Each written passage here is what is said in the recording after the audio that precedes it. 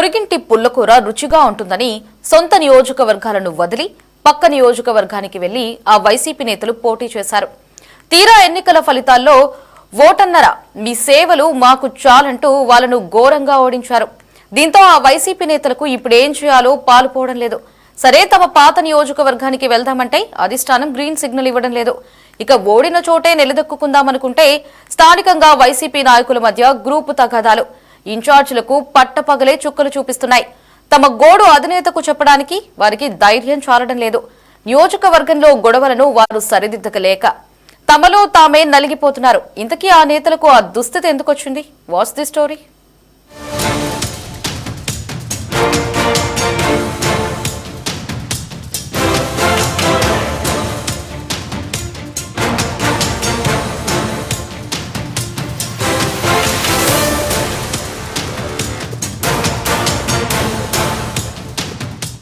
మొసలికి నీటిలో బలం, ఏనుక్కి నేలపై బలం. ఇదందరికీ తెలిసిన సత్యం. కానీ ఈ సత్యం తమ అధినేత కళ్లకు మాత్రం కనిపించలేదని ప్రకాశం జిల్లాలోని పలువురు వైసీపీ ఇన్ఛార్జీలు ఆవేదన వ్యక్తం చేస్తున్నారు.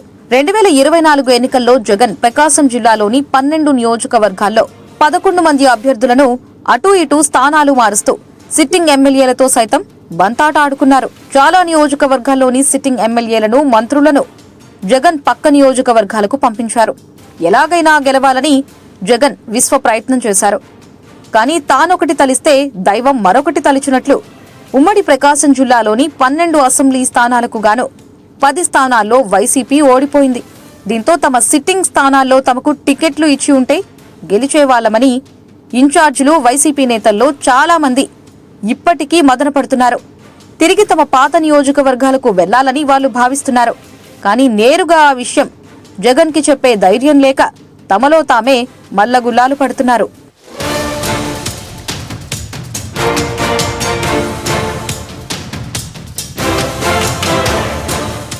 పార్టీతో సంబంధం లేకుండా గిద్దలూరు అసెంబ్లీ స్థానంలో గట్టి పట్టున్న నేత అన్నా రాంబాబు. మొదటిగా ప్రజారాజ్యం పార్టీ తరపున ఆయన గిద్దలూరు నుంచి ఎమ్మెల్యేగా గెలిచారు. 2019లో వైసీపీ అభ్యర్థిగా పోటీ చేసి టీడీపీ అభ్యర్థి అశోక్ రెడ్డిపై 80,000 ఓట్ల మెజారిటీతో విజయం సాధించారు. 2019 ఎన్నికల్లో జగన్ తర్వాత రాష్ట్రంలో రెండో అత్యధిక మెజారిటీతో విజయం సాధించిన ఎమ్మెల్యేగా నిలిచారు అన్నా రాంబాబు. కానీ 2024లో జగన్ రాంబాబుకు పట్టున్న గిద్దలూరును కాదని మార్కాపురం నుంచి పోటీ చేయించాడు. జగన్ కి ఎదురు చెప్పలేని దుస్థితిలో మార్కాపురం నుంచి పోటీ చేసిన అన్నా రాంబాబు ఘోరంగా ఓడిపోయారు. ఆయన ఇప్పుడు తిరిగి గిద్దలూరు వెళ్లాలని ఉవ్విళ్లూరుతున్నారు.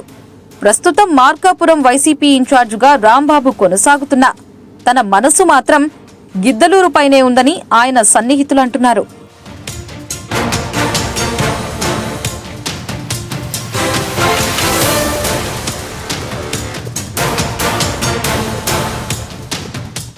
మార్కాపురంలో 2019లో వైసీపీ ఎమ్మెల్యేగా విజయం సాధించిన కుందూరు నాగార్జునరెడ్డికి బలమైన వర్గం ఉంది. ఆయన తండ్రి కేపీ కొండారెడ్డి మంచి పట్టున్న నేత. ఇక నాగార్జునరెడ్డి మామ ఉడుముల శ్రీనివాసరెడ్డి కూడా గతంలో మార్కాపురం ఎమ్మెల్యేగా పనిచేశారు. వీళ్ల మద్దతుతో నాగార్జునరెడ్డి 2019లో వైసీపీ తరపున ఎమ్మెల్యేగా విజయం సాధించారు.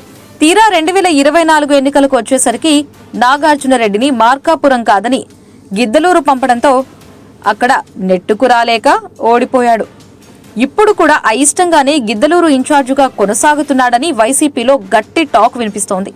ఇప్పటికైనా తనను మార్కాపురం పంపించాలని, తనకు గట్టి పట్టున్న మార్కాపురంలో అయితే వచ్చే ఎన్నికల్లో తప్పక విజయం సాధిస్తానని ఆయన జగన్ కి చెప్పేందుకు ప్రయత్నాలు మొదలుపెట్టాడట.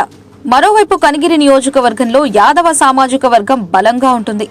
ఆ సామాజిక వర్గానికే చెందిన బుర్రా మధుసూదన్ యాదవ్ 2014, 2019లో కనిగిరి నుంచి వైసీపీ అభ్యర్థిగా పోటీ చేసి విజయం సాధించారు.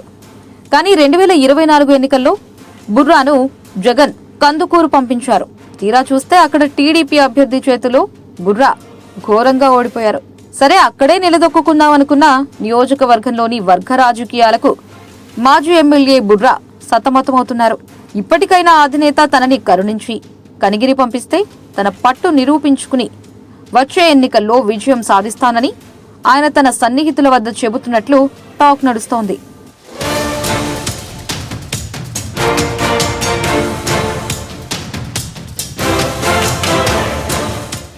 ప్రకాశం జిల్లాలో వైసీపీకి కంచుకోట లాంటి నియోజకవర్గం ఎర్రగొండపాలెం. ఇంతవరకు అక్కడ వైసీపీ ఓడిపోలేదు.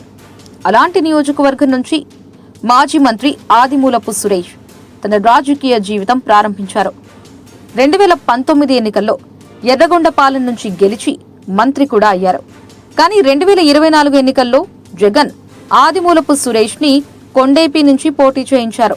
కొండేపిలో ఉండే రాజకీయ ప్రాబల్యాన్ని గుర్తించడంలో గురి తప్పిన సురేష్ ఘోరంగా ఓడిపోయారు. ప్రస్తుతం కొండేపి ఇన్ఛార్జిగా ఉన్న సురేష్ తిరిగి తన సొంత నియోజకవర్గానికి పోలేక, కొండేపిలోని గ్రూపు రాజకీయాలను తట్టుకోలేక తన రాజకీయ భవిష్యత్తు ఏంటా అనే ప్రశ్నార్థకంలో ఉన్నారని తెలుస్తోంది. ఇప్పటికైనా అధినేత తనను తిరిగి తన సొంత నియోజకవర్గానికి పంపితే బాగుండనే పదే పదే జగన్ కు సందేశాలను పంపిస్తున్నా ఆయనకు మాత్రం జగన్ నుంచి గ్రీన్ సిగ్నల్ రావడం లేదు.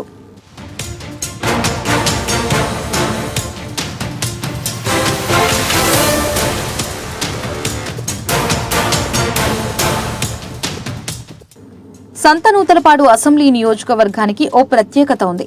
ఇక్కడ ప్రతి ఎన్నికలకు ఒక అభ్యర్థిని మార్చడం వైసీపీకి అలవాటు. 2019 ఎన్నికల్లో ఇక్కడ వైసీపీ తరఫున సుధాకర్ బాబు పోటీ చేసి విజయం సాధించారు. తీరా 2024 ఎన్నికల నాటికి చూస్తే సంతనూతలపాడు నుంచి మాజీ మంత్రి మేరుగ నాగార్జునను జగన్ పోటీ చేయించారు. జగన్ మాట కాదనలేక ఇక్కడి నుంచి పోటీ చేసిన మేరుగ ఇక్కడ రాజకీయాలను అర్థం చేసుకోవడంలో విఫలమయ్యారు. దీంతో ఎన్నికల్లో ఘోరంగా ఓడిపోయారు. ఎన్నికలు గడిచి ఏడాది దాటినా ఇంతవరకు ఆయనకు సంతనూతలపాడుపై పట్టు దొరకలేదు. అసలు మేరుగ నియోజకవర్గానికి రావడం కూడా లేదు. పాత నియోజకవర్గమైన వేమూరుకు వెళ్లేందుకు పావులు కదుపుతున్నారు. తాను ఇన్ఛార్జిగా ఉన్న సంతనూతలపాడుకు రాకుండా తన పాత నియోజకవర్గం వేమూరులోనే ఎక్కువ సమయం గడుపుతున్నారు.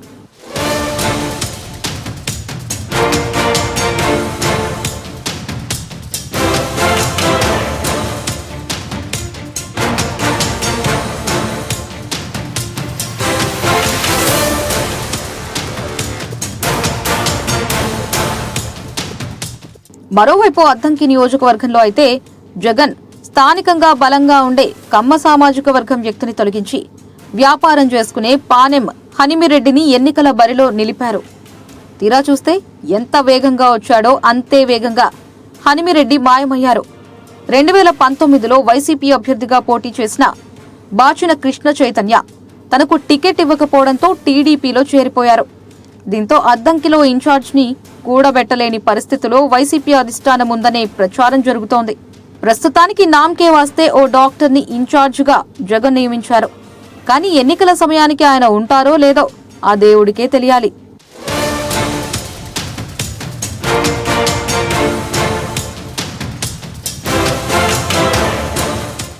ఒంగోలులో అయితే వైసీపీ పరిస్థితి మరీ ఘోరం. ఇక్కడ జగన్ బంధువు బాలినేని శ్రీనివాసరెడ్డి 2024 ఎన్నికల్లో ఓటమి అనంతరం జనసేన తీర్థం పుచ్చుకోవడంతో ఇన్ఛార్జిగా చుండూరు రవిని అధిష్టానం నియమించింది. అయితే రాజకీయంగా చరిష్మా లేని రవికుమార్ ఎంతవరకు పార్టీ శ్రేణులను ముందుకు నడపగలడు అనేది ప్రశ్నార్థకంగానే ఉందట. చీరాల నియోజకవర్గంలో అప్పటి వరకు పార్టీలో కొనసాగిన ఆమంచి కృష్ణమోహన్ కాంగ్రెస్ తీర్థం పుచ్చుకోవడంతో టీడీపీ నుంచి పార్టీలోకి వచ్చిన కరుణం బలరామకృష్ణమూర్తి కుమారుడు కరణం వెంకటేష్ ఎన్నికల బరిలో నిలిపాడు జగన్మోహన్ రెడ్డి. ఆమంచి పోటీలో నిలిచి ఓటు బ్యాంకును కొల్లగొట్టడంతో ఓటమి పాలు అవ్వక తప్పలేదట. అయితే ఇప్పుడు కరణం తిరిగి అద్దంకికి పోతే పట్టు నిలబెట్టగల సత్తా ఉందనే భావన అటు పార్టీ వర్గాల్లో కూడా ఉందట. వాళ్ళు అద్దంకికి వెళితే చీరాలలో వైసీపీ ఇన్ఛార్జ్ పరిస్థితి ఏంటనేది $1 మిలియన్ ప్రశ్నగా మారింది.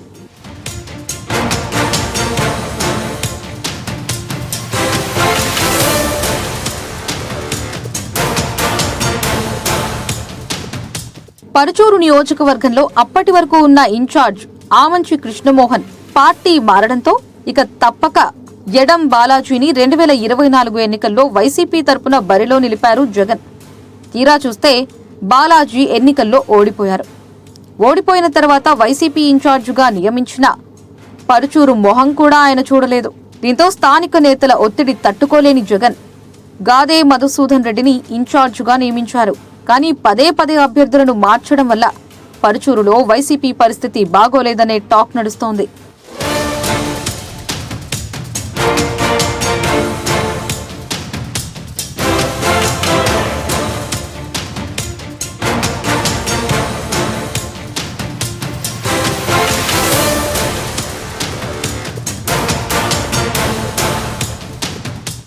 వైసీపీ జిల్లా అధ్యక్షునిగా ఆర్థిక అంగబలం కలిగిన బూచేపల్లి శివప్రసాద్ రెడ్డి కొనసాగుతున్నప్పటికీ ఇన్ఛార్జీలు అసంతృప్తిగా ఉండడంతో వైసీపీ కార్యక్రమాలు జిల్లాలో ముందుకు సాగడం లేదు. తమ సొంత నియోజకవర్గాలకు పంపిస్తే వచ్చే ఎన్నికల్లో తమ బలం చూపించి గెలుస్తామని ఇన్ఛార్జీలు భావిస్తున్నారని పార్టీ వర్గాల్లో చర్చ నడుస్తోంది. నేరుగా ఏమో జగన్ కి చెప్పలేక అమ్మ అన్నం పెట్టదు, అడుక్కు తిననివ్వదు అంటూ తమను సొంత నియోజకవర్గాలకు పంపడు, కొత్త నియోజకవర్గాలలో ఉండలేమంటే మా గోడు అర్థం చేసుకోడు అంటూ వారు తమ సన్నిహితుల వద్ద బాధ వెళ్లగొక్కుతున్నారట వైసీపీ ఇన్ఛార్జీలు.